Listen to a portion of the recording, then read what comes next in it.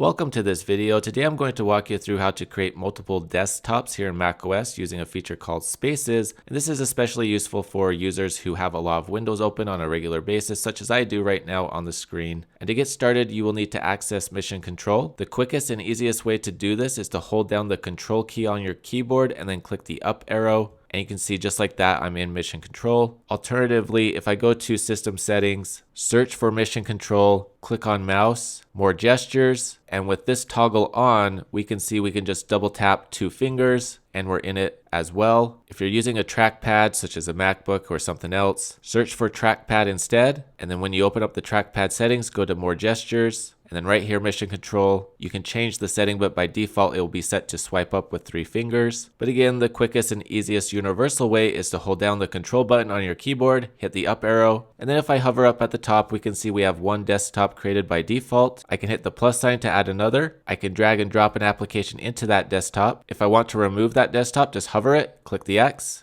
And that application will go back to desktop number 1. If I open up an application, click the green button to make it full screen, hold down the Control button and hit the up arrow. We can see that by making it full screen, it automatically made it its own desktop and gave it the title of the application. And then if I add a third desktop here, we'll just drop in an application, click on it to open it up. If I hold down the Control button and hit the left arrow, I can cycle through also by using the right arrow between my different desktops and then hit the up arrow to get back to Mission Control. And then if, for example, if I go to desktop 2, have the App Store opened up. Down here at the bottom where there's the App Store, if I hold down the Control button and click underneath Options, you can assign a desktop if you would like it to always open up in its own desktop or a set desktop. But for now, I'm just going to go ahead and close all these and all my applications will be back to desktop 1. That is everything for this video, but if you do have any comments or questions, please post them down below. If you like this video, please give it a thumbs up and please consider sharing it. And if you would like to support the channel, go ahead and hit that join button to become a member for as low as 99 cents a month, the thanks button, the subscribe button, or that bell notification icon to get notifications on future videos. Thank you very much for watching. Hope you have a great day.